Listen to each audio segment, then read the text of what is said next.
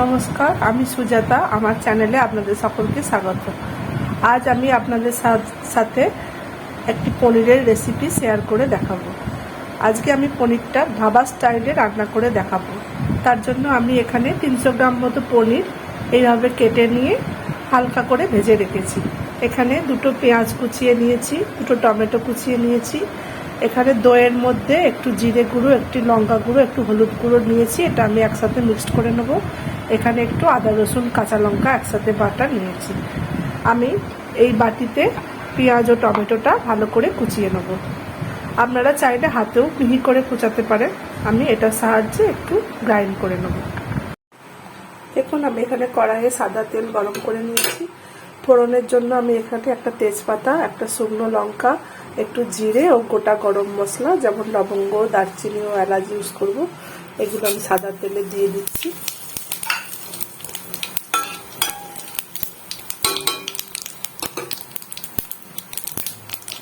দেখুন, পেঁয়াজটা আমি এখানে গ্রাইন্ড করে নিয়েছি, এটা আমি দিয়ে দেবো।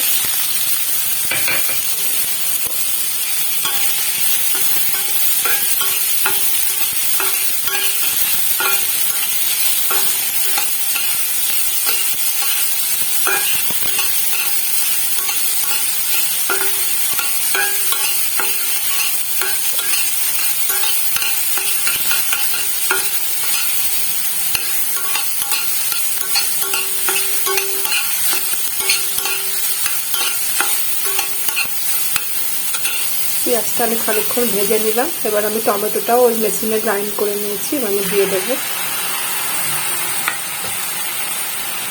এখানে আদা রসুন বাটাটাও দিয়ে দেবো।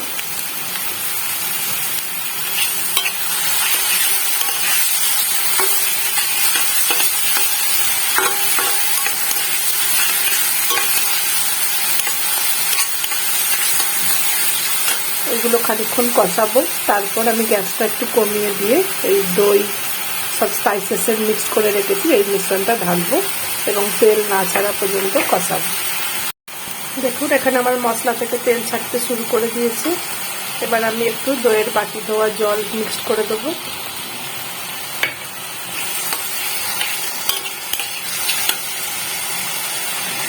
আমি প্রথম দিকে কোনো নুনের ইউজ করিনি, এখন আমি স্বাদ মতো নুন দিয়ে দেবো।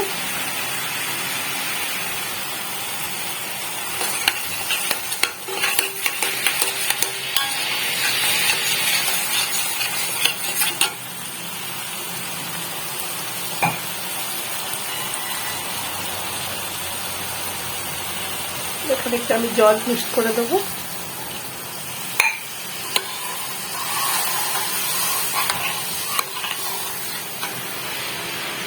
এবার আমি পনিরগুলো দিয়ে দেবো।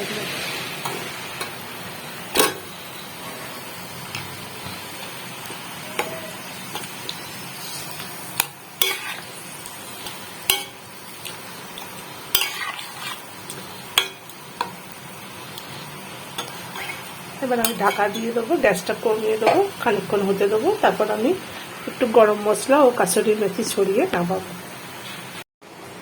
দেখুন, আমি 10 মিনিট ঢাকা দেওয়ার পর ঢাকাটা খুলছি। এখানে আমার পনিরটা একদম রেডি হয়ে এসেছে, ঝোলটাও অনেকটা শুকিয়ে এসেছে। এবার আমি একটু গরম মশলা পাউডার দেব।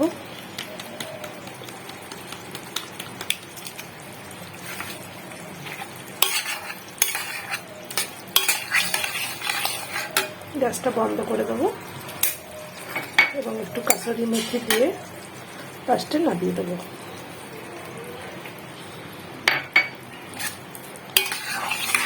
ব্যাস, আমার রান্নাটা রেডি। দেখুন, এখানে আমার ধাবা স্টাইল পনির একদম রেডি হয়ে গেছে। এটা আপনারা লুচি, পরোটা, নান বা রাইসের সাথেও, ফ্রাইড রাইসের সাথেও খেতে পারেন। আমার রান্নাগুলো যদি আপনাদের ভালো লেগে থাকে তাহলে চ্যানেলটিকে সাবস্ক্রাইব করে পাশে থাকবেন।